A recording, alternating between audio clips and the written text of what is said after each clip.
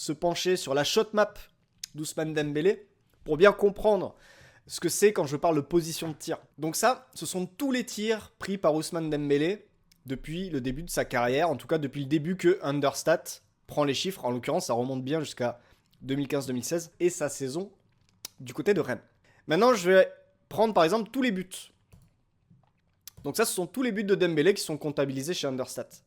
Et ce qui va être très intéressant, c'est que si, par exemple, j'enlève la saison, si je ne veux que la saison 2024-2025, je clique ici, il y a quand même 4 buts sur les 1, 2, 3, 4, 5, 6, 7, 8. Sur les 8 buts qu'il marque dans les 6 mètres, il y en a 4 qu'il inscrit durant cette saison 2024-2025. Et ensuite, on note que si on prend ce qu'on appelle la danger zone, qu'on va délimiter entre le point de pénalty ici et l'arc de cercle, on a 1, 2, 3, 4, 5, 6, 7, 8 buts sur 16, puisque là ce sont juste les buts en Ligue 1. On a la moitié de ces buts qui sont inscrits dans cette danger zone. Et quand vous remontez les saisons, vous noterez que cette zone-là, Dembélé, il y allait très peu, voire pas du tout, lors des saisons précédentes. Ça explique pourquoi les XG de Dembélé explosent. Parce qu'évidemment, quand vous allez dans cette zone-là, vous obtenez des occasions avec des XG forcément plus élevés.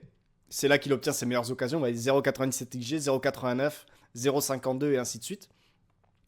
Et si je prends toutes les situations, on note que sur 24-25, il y a en effet beaucoup plus de tirs pris dans l'axe. Et pareil, si je reviens en arrière, là vous voyez 23-24, il s'y aventure très peu. Il reste sur le côté où il marque un seul but dans cette zone-là, côté droit. Et si je continue de remonter, on a toujours cette même situation où on a un joueur qui s'aventure finalement beaucoup moins dans l'axe qu'il ne l'a fait cette saison.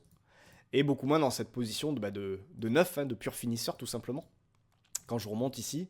Et vous voyez, même sur sa saison à Rennes, c'était pas un joueur qui obtenait beaucoup de très grosses occasions, à part un penalty tiré évidemment et marqué.